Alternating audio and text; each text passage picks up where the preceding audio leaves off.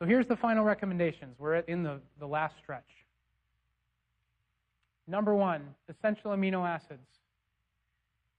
If your whole food intake lacks the essential amino acids or you need help for convenience, you have to look for the whole food sourced amino acid supplement or protein supplement, and you need to make sure that it's made of meat, dairy, or egg source.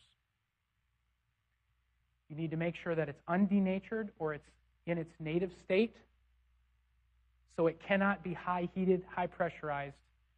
Usually egg proteins, most of the egg proteins on the market, are highly processed.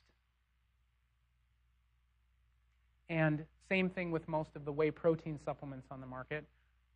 Most of them are highly processed. They're byproducts of cheese making, which denatures the protein. So you have to find undenatured, and grass-fed is best. The milk has to come from a grass-fed animal. Okay?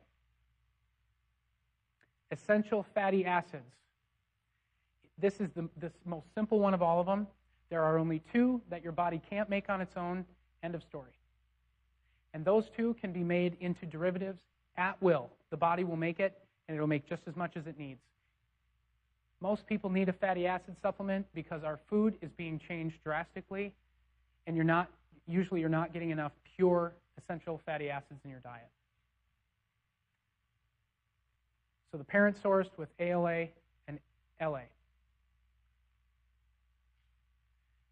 Another big issue with fish oils, just in case you're still not there yet, is the heat, the chemical extraction, and the absolute unsustainability of the practice of making fish oil. Can you imagine that they're not using the top 5% of fish products to make fish oil? You can picture in your head what's being ground down and chemically extracted to make fish oil. One of the biggest problems we have right now when it comes to fish is that the levels of high levels of heavy metals are being found more in fish now more than ever. You cannot control the quality of a fish oil the way that you can control an organically sourced parent oil. So if you are supplementing with an oil, you need to find a parent-sourced oil. Essential minerals. Chelated, got to get them in the diet. Our soil is depleted, and our plants and produce don't have as much in them. So we want chelated because they're more bioavailable. They get to where they need to go. You do not want to be taking a mineral supplement that doesn't get where it needs to go. You do not want those minerals in soft tissues. Probiotics. I am recommending probiotics as an essential supplement because of how major the gut health problems are. If someone transitions their meal plan into whole foods and uses probiotics more sporadically, unlike essential fatty acids where I'd say you need to take essential fatty acids daily, a probiotic, once your gut is healed and once you feel healthy in your midsection, you can go more sporadically with probiotics, more like every other day or every third day or something like that. And if you're eating a lot of fermented foods or cultured foods, then you can be, probiotics are even less of a concern. One thing to consider with probiotics, getting an organic source is important because there's all kinds of probiotics out there that have they just have these strands or these certain groups of bacteria put in there and they're kind of grown. It's almost like a lab-grown type thing. So you want to find a probiotic that was cultured and fermented the very same way that food is cultured and fermented. Okay? And then number 5, the daily detox. As you see on this one, I kind of call it the insurance policy. We have spent an awful lot of time talking about what is in our food right now. And how even if you are eating whole foods and you're trying to stay away from a lot of the stuff that's in the conventional food supply, you're still getting stuff in your system that you'd rather not have there. The reason that detox is important and the reason that using herbs to help your system detox daily is to help clear out those things that you're getting in, either inadvertently, but either way, they're there. So I like the detox as kind of an insurance policy to make sure that it's helping your body clear out the toxicity and the things that are all around us every day. Last thing, and this is a point that is extremely important. If you talk to anyone in the conventional system, most of the time they're bellyaching about supplements not being governed by one of those first two agencies I talked about, saying they're not being controlled, which would signify that they're dangerous, right? If it needs regulation, it's dangerous. It's causing a lot of problems. In 2008, the numbers for overdose around the country were 68,911. 80%, roughly, almost 80% of these were children age 6 or under that had gotten into a vitamin bottle and took the whole thing down, or took a whole bunch of it down. In the vast majority of cases, it was a limited time response, an elimination of the body, one direction or another,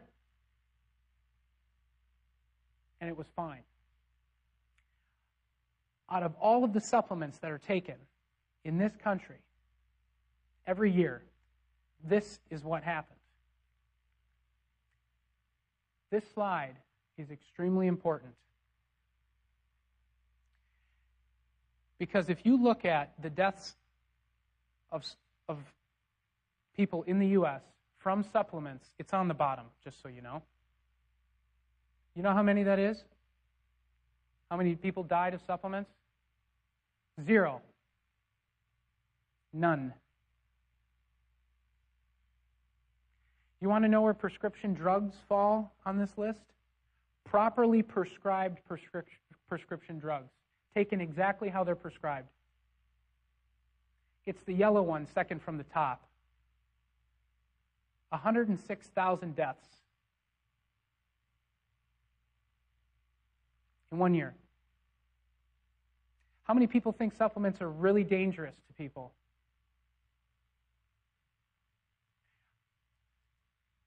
I want to make a point, because even though a lot of these things, when we talk about why people have died because of medicine and treatment, just so you know, a lot of these people got themselves in that position.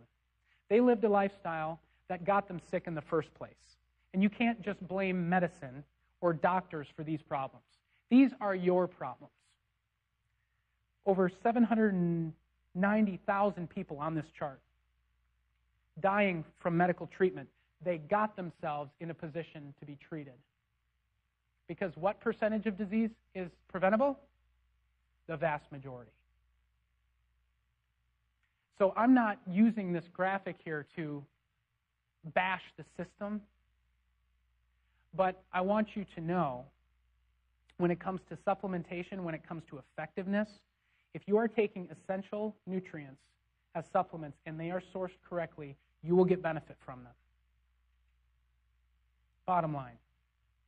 And taking those types of things will help eliminate your chance of falling on this chart somewhere. Whether it's accidental, whatever it is, these are deaths of people who died because of some type of treatment. Not necessarily a treatment error, but treatment.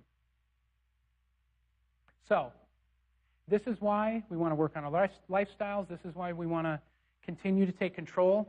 You want to start to implement the steps that we've put in place so far.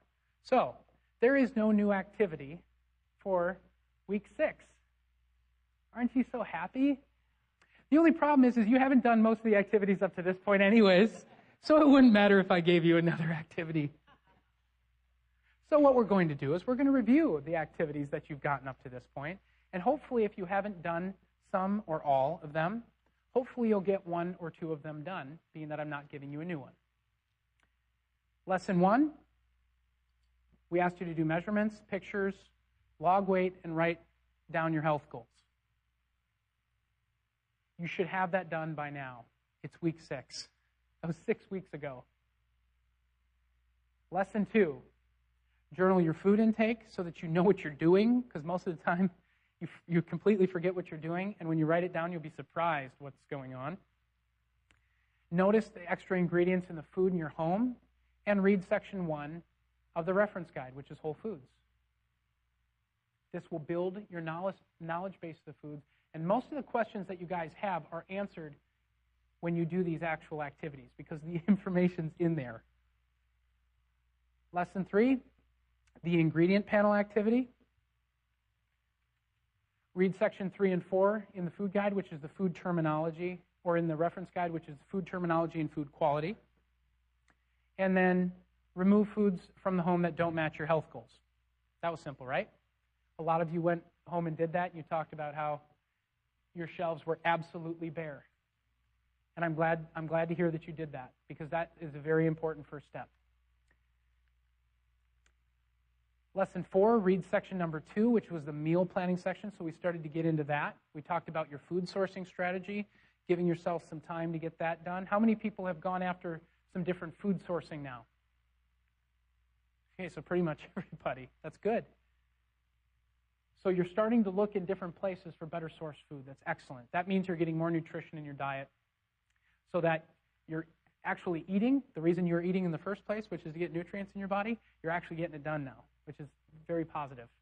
Remember, the value is greater when you're buying those foods, no matter what it costs, because they actually have the things you need in them. And then lesson 5 was practice swapping the ingredients. Has anyone done that yet? Taken old recipes and started to kind of flip in some of the new stuff? That's good to see. Because what it'll do is it'll get you really comfortable with your transition. And you'll be a lot more efficient in how you work with recipes. Also, bringing the family into some meal prep, starting to get the kids involved a little bit, or maybe getting the husband involved a little bit so it's a little bit more feasible, or wife. I don't want to assume that it's just the husbands that need to get in and help, and then sitting down with the family. If you haven't added one dinner, sitting down together and sharing it together, please start doing that now. And please try to add another night every month or two and start working it in. It will absolutely change your life. All right? Okay. You actually made it halfway through. You're here.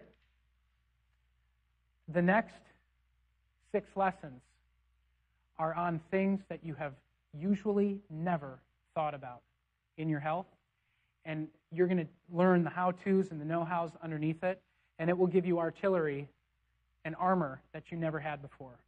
So I encourage you to keep going through your journey. You've learned a lot so far, and what you've learned right already up to this point will change your life forever. But what is coming it'll give you information that you never knew was important for you. Okay? It's been a wonderful audience. Thank you very much, and we'll be back for Q&A in about 5 minutes. Thank you.